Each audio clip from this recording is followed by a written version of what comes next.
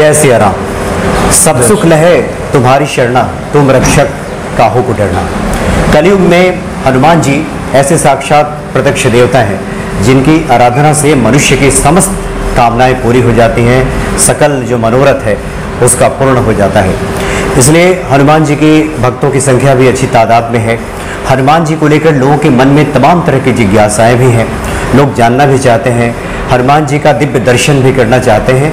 और इसलिए आज एक बार हम फिर से एक और मंदिर में, यह सेक्टर 9 वसुंधरा का मंदिर है जहाँ पे हम उपस्थित हैं और हमारे साथ है आचार्य पंडित मनोज दीक्षित जी उपस्थित हैं। स्वागत है आपका पंडित जी। राम राम। राम राम। पंडित जी, सबसे पहले यही बताइए, जैसा कि हमने कहा कि सब सुख लहे तुम्हारी शरणा, क्या हनुमान जी ऐसे साक्षात देवता हैं जिनकी आराधना से मनुष्य की समस्त कामनाएं पूरी हो जाती हैं? देखिए, ऐसा है कि कलयुग के एक अवतारी ऐसे देवता हैं कि जिनकी आराधना करने से सारे कष्ट दूर हो जाते हैं और कम समय में और बहुत साधारण पूजा और पाठ करके इनको प्रसन्न किया जा सकता है। आप ग्रह गोचर दशाएं चलती हैं, कोई कहता है शनि की दशा चल रही है, कोई 7.5 चल रही है, किसी के बढ़ैया चल रही है, लोग पीड़ित होते हैं, तरह तरह के उपाय करते हैं। लेकिन सबसे अच्छा उपाय यह है कि अगर हनुमान जी की आराधना की जाए और हनुमान जी के जो भी मंत्र हैं या जो भी पाठ हैं उसको किया जाए तो सबसे अच्छा लाभ। कोई अनुष्ठान, किसी पूजा की जरूरत नहीं है। अगर हनुमान चालीसा का पाठ किया जाए, बजरंग बाण का पाठ किया जाए, हनुमान अष्टक का पाठ किया जाए, सुंदरकांड का पाठ किया जाए, हनुमान बाहु का पाठ किया जाए, ऐसे दुर्लभ दुर्लभ इनके पाठ हैं जिसको करके आप किसी भी चीज की प्राप्ति कर सकते हैं। दुख, दरिद्र, रोग, किसी भी चीज, कोई भी पीड़ा, कष्ट हरण के लिए इनकी आराधना कर सकते हैं और इनकी आराधना करके हम उसका लाभ ले सकते हैं। जी जी। आचार्य जी, हम आपसे हनुमान जी के को शीघ्र प्रसन्न कैसे करें ये उपाय हम जानेंगे, लेकिन कुछ भक्तों ने कुछ सवाल पूछे हैं, हम चाहेंगे कि वो सवाल आपके सामने रखें और उसका निराकरण हो सके। किसी ने जानना चाहा है कि अगर हम हनुमान चालीसा का पाठ करते हैं तो उसमें किस प्रकार की शुद्धता का ध्यान देना होगा? जैसे कई बार कहा जाता है कि आप 40 दिन का कम से कम अनुष्ठान कर लें, तो क्या इस दौरान हमें, जो लोग थोड़ा सा भक्ष अभक्ष खाते हैं, क्या उनको उससे परहेज करना होगा, क्या करना होगा? देखिए, 2 चीजें हैं। अगर आप संकल्पित होकर 41 दिन का संकल्प लेते हैं कि मैं 41 दिन तक इस अनुष्ठान को करूंगा और 41 दिन तक मैं कंटिन्यू इनकी पूजा करूंगा और उस पाठ को करूंगा और आप उद्देशित होकर करते हैं, क्योंकि 41 दिन का पाठ अगर आप करोगे तो कोई मनोकामना आपकी होगी, उसके लिए उद्देश्य करेंगे। नहीं तो दैनिक दिनचर्या में रोज एक पाठ करिए। अगर रोज सुबह आप एक पाठ करते हैं तो उसमें किसी भी नहाने धोने के बाद दैनिक दिनचर्या में इनकी आराधना करिए, हनुमान चालीसा का पाठ करिए, कोई दिक्कत नहीं होगी। अच्छा पंडित जी, कई बार होता है कि हम में से बहुत सारे लोग, बहुत सारे भक्त जब मंदिरों में जाते हैं, अपने आराध्य देव को देखते हैं तो उनके दिल में इच्छा होती है कि काश ऐसे मूर्ति अपने घर में भी हम लगा देते हैं, और लोग बाजारों से लेकर के मूर्ति आ जाते हैं। लेकिन कई बार ये कहा जाता है कि मूर्तियाँ आप घर में ना रखें, तो इसका क्या सिद्धांत है, इसका क्या उपाय है, कितनी बड़ी मूर्ति रख सकें? देखिए, 2 चीज़ें हैं। पहली बात तो घर में आप प्रतिमा रख सकते हैं भगवान, उसका कारण क्या है? किसी भी व्यक्ति को, मैं आपसे चीज बता रहा हूँ, किसी व्यक्ति को आपने नहीं देखा है, केवल उसका नाम जानते हैं, तो उसके बारे में आप उतनी धारणा नहीं लगा सकते, पर मन में आप उस तरीके की छवि नहीं बना पाते कि जब तक आप उसको देखेंगे नहीं, बिना देखे आपकी छवि किसी की भी नहीं बन सकती। हाँ जी, बिल्कुल। तो जब आप भगवान की पूजा आप करते हैं तो छवि आपके मन में होनी चाहिए कि हमारे भगवान का स्वरूप ऐसा हो, और वो तब तक नहीं होगा जब तक आप देखेंगे नहीं। मूर्ति स्वरूप भगवान को आप दर्शन करते हैं, देखते हैं, वो छवि आपके मन में बसती है या वर्णन सुन करके एक छवि आप बना लेते हैं। वर्णन सुन के छवि बना लेते हैं। तो छवि बनाना, वो एक ऐसे होंगे वो, लेकिन अगर पर्टिकुलर किसी को आपने एक देख लिया है कि ये चित्र है और इस तरीके से भगवान है, तो वो एकाग्र हो जाता है कि यही छवि अपने दिमाग में, अपने मन में बसाते हैं। ठीक है, तो घर में आप कोई भी प्रतिमा रख सकते हैं। 9 इंच तक की कोई भी मूर्ति पत्थर की आप अपने घर में रखते हैं, उसकी पूजा कर सकते हैं, उसको स्नान कराइए, वस्त्र पहनाइए, सेवा करिए उनकी, कोई समस्या नहीं है, कोई दोष नहीं है। 9 इंच से ऊपर जब वो होती है 1 फुट पे जाती है या 10 इंच 12 इंच ऊपर बुलंद तो अगर वो पत्थर की मूर्ति है तो उसकी प्रतिष्ठा आवश्यक है। अच्छा, बिना प्रतिष्ठा घर में ही प्रतिष्ठा करा दें? नहीं, घर में प्रतिष्ठा आप कराएंगे तो उसके लिए नियम होता है। सुबह उनको उठाना, स्नान कराना, पूजा करना, यानी जो मंदिरों में नियम अपनाए जाते हैं। प्रतिष्ठा का मतलब ये होता है कि वो मंदिर हो गया। इसीलिए मंदिर प्रांगण बनाया जाता है कि अगर आपके घर में कॉलोनी के पास मंदिर है तो आप जाइए, वहाँ पे जल चढ़ाइए, वहाँ पे जाके पूजा कर लीजिए, ठीक है, भगवान वहाँ पे हैं। आपके घर में निस्वार्थ दैनिक पूजा होती है। दैनिक दिनचर्या में जिस तरीके से आप दैनिक दिनचर्या में उठते हैं, नहाते धोते हैं, वस्त्र पहनते हैं, उसी तरीके से क्या होता है, कुछ में एक नियम होता है कि पल स्नान करने के बाद तैयार होने भगवान की आराधना करिए, उसके बाद से आप अपना आगे का गंतव्य को जाइए या कार्य करिए, जो भी है, जो भी कार्य क्षेत्र है। और आप धातु की मूर्ति, पीतल, चांदी, तांबा, इनको अगर बड़ा भी रखते हैं तो इससे कोई दोष नहीं है। अच्छा, ठीक है, क्योंकि जो महत्व है वो पत्थर की मूर्ति का महत्व है।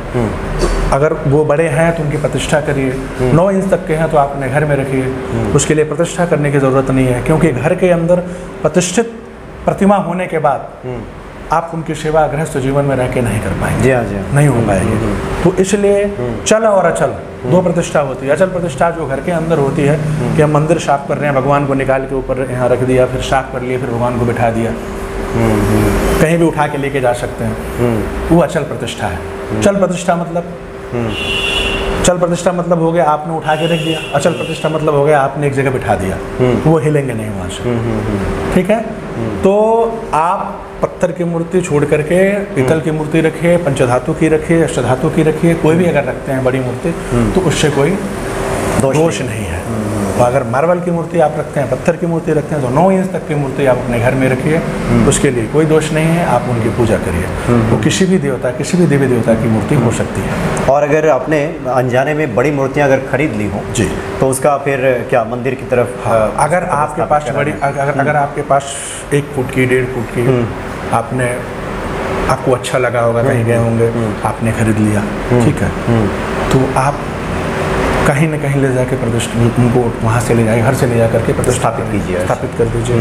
ठीक है, नहीं कर सकते हैं तो आप उनको विसर्जित कर दीजिए, गंगा जी में प्रवाहित कर दीजिए। ठीक है, क्योंकि मंदिर में लेके जाएंगे या तो वो 2.5 फुट 3 फुट की मूर्ति हो तब तो आप स्थापना करा सकते हैं। अगर वो 1 फुट की मूर्ति है तो स्वाभाविक है कि अलग से मंदिर तो बन नहीं सकता। ठीक है, तो उसमें सबसे ज़्यादा और सबसे अच्छा यही रहता है कि आप उनको विसर्जित कर दीजिए।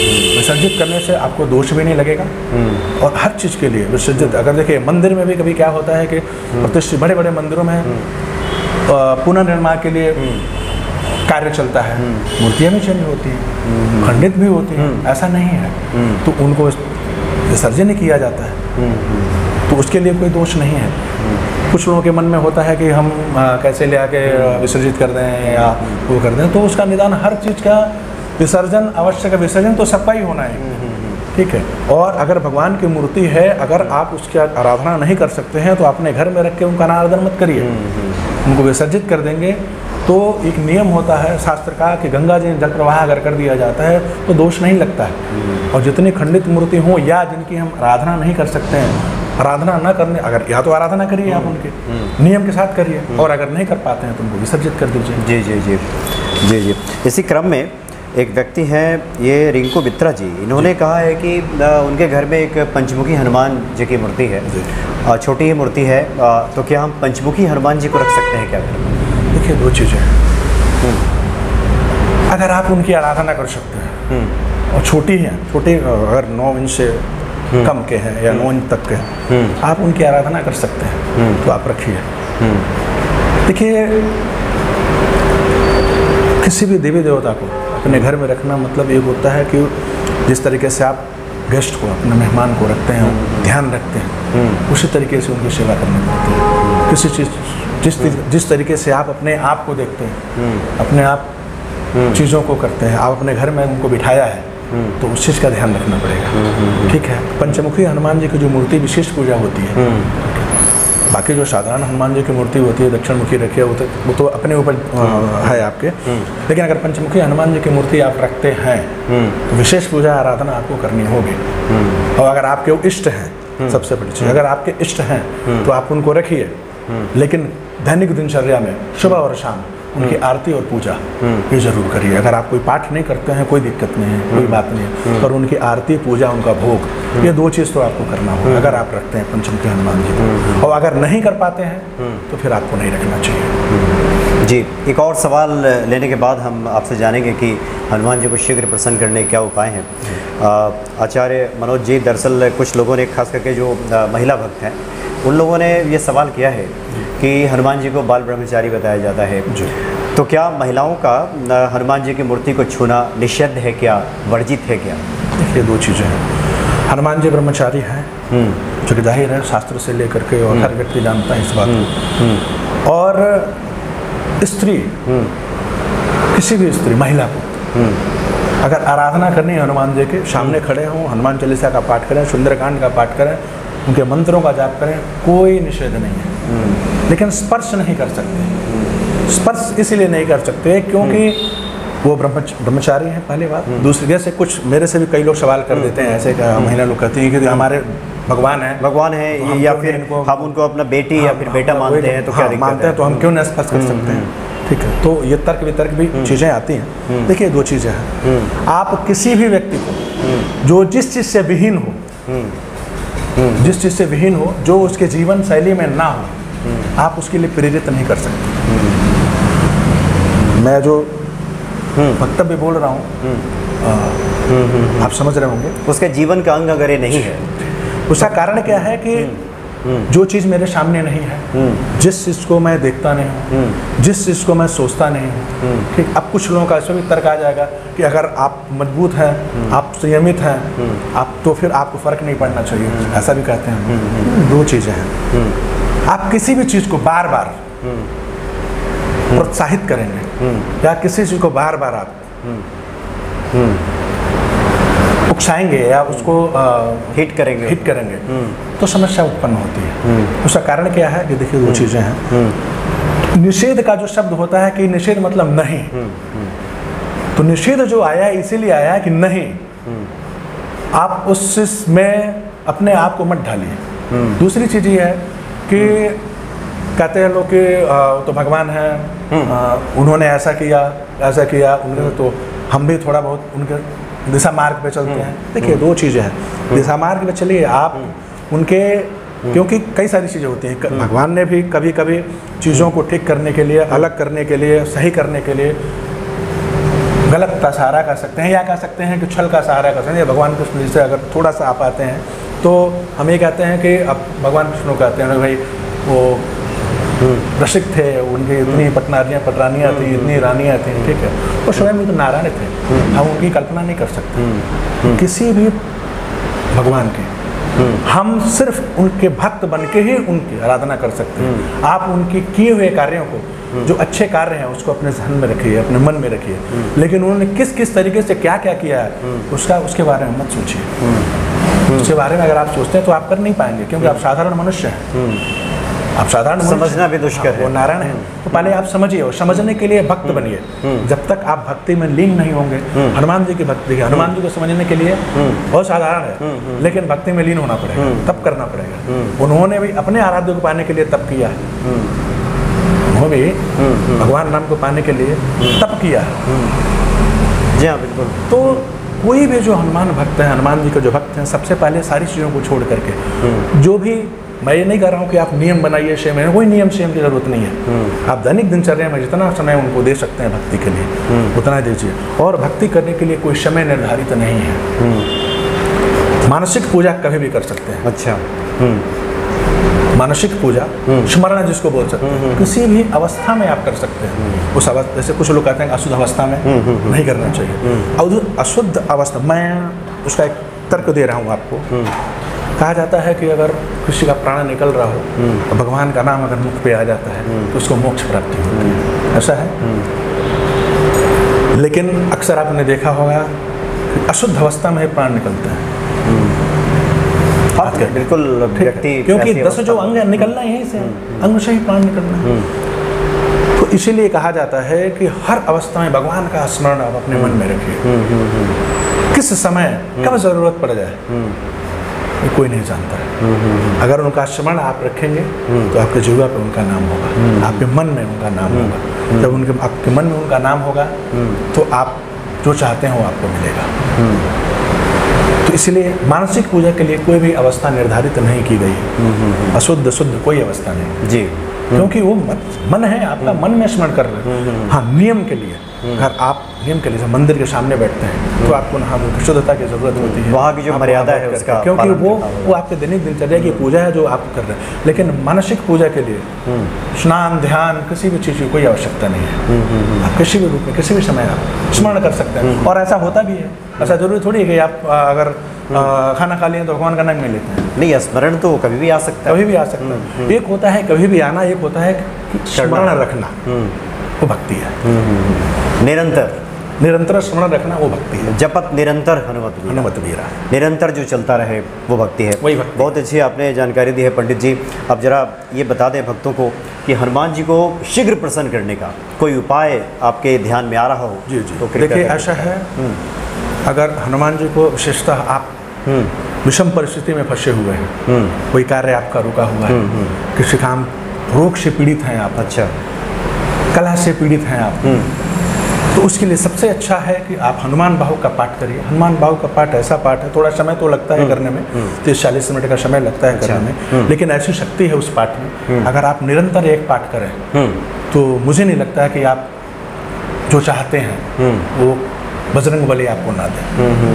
उससे अच्छी कोई पूजा नहीं है, उससे कोई पाठ नहीं है। बाकी पूजा देखिए, पूजा तो क्या है, क्षणिक पूजा है। क्षणिक पूजा में आप इनका हनुमान चालीसा का दैनिक दिनचर्या में पाठ करिए, वो तो क्षणिक पूजा हो गई। लेकिन अगर विशेष पूजा करनी है, और विशेष पूजा आदमी तब करता है, या तो आप विशेष पूजा प्रसन्न होने के कर लिए इनको, या विशेष पूजा कुछ पाने के लिए। दो ही मार्ग दो ही होते हैं, या तो आप कुछ पाने के लिए विशेष पूजा करेंगे, या फिर आप इनको विशेष प्रसन्न करने के लिए, विशेष कृपा पाने के लिए आप प्रसन्न करेंगे।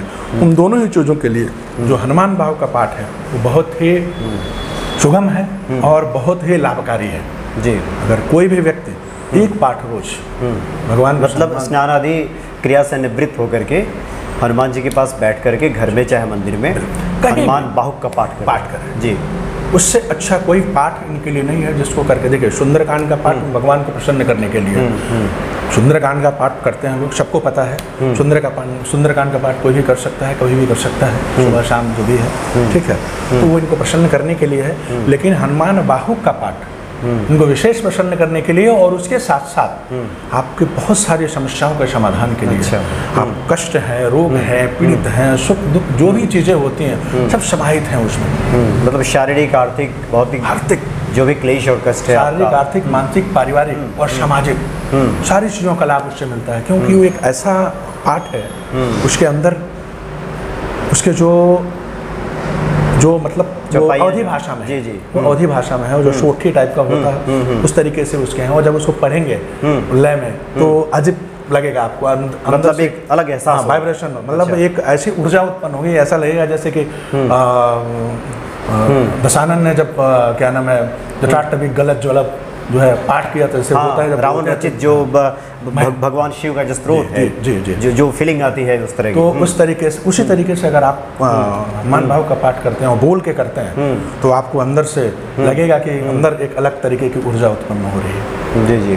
कुछ और विशेष नियम है या प्रतिदिन आप इसको कर सकते हैं? प्रतिदिन कर सकते हैं आप। जैसे अगर आप मान लीजिए रोज नहीं कर पाते हैं, दैनिक दिनचर्या में रोज नहीं हो पाता, तो आप मंगलवार शनिवार 2 दिन कर सकते हैं। 2 दिन में नहीं कर सकते तो आप 1 दिन करिए, लेकिन करिए।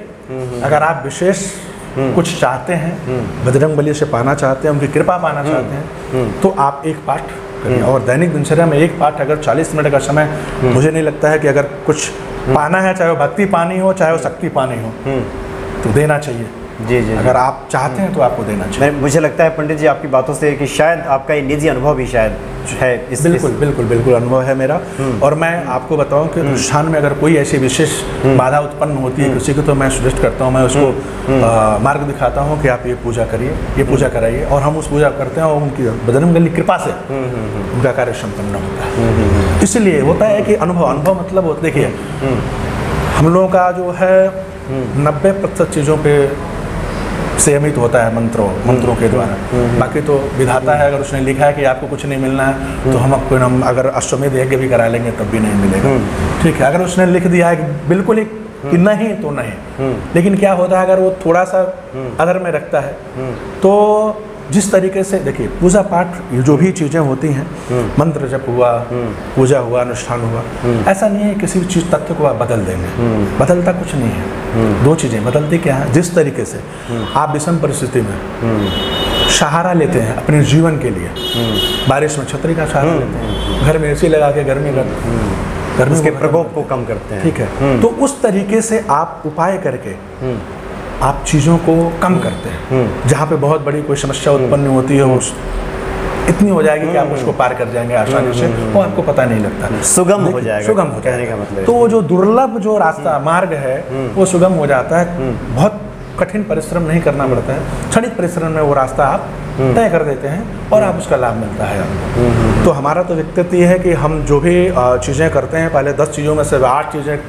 परिपूर्ण हो जाती हैं तो हम मानते हैं कि बाकी 2 तो ईश्वर ने अगर नहीं दिया है तो कुछ नहीं हो सकता, पर 8 चीज़ें ठीक है तो हमारे लिए ये अनुभव है एक अलग का। तो हनुमान भाव का विशेष मैं इसीलिए आप कि मेरा अनुभव रहा है अपना, और मैं लोगों को भी बोलूँगा कि अगर एक पाठ हो सके रोज़ हनुमान बाहु का तो करना चाहिए, और आप करके देखें, आपको बहुत अच्छा लाभ मिलेगा और भगवान की बजरंग बली कृपा भी बनी रहेगी और हर कार्य आपका संपन्न होगा। जी जी, और कहा भी गया है दुर्गम काज जगत के जेते सुगम अनुग्रह तुम्हारे देते, यानी हनुमान जी की कृपा से कठिन दुष्कर से दुष्कर कार्य भी सुगम हो जाता है, आसान हो जाता है। और हनुमान बाहु के बारे में पंडित जी ने काफ़ी विस्तृत चर्चा की, काफ़ी फलदायी है, पंडित जी का अपना स्वानुभव भी है, इसलिए अगर इसको किया जाए तो निश्चित तौर पे बजरंग बली प्रसन्न होंगे।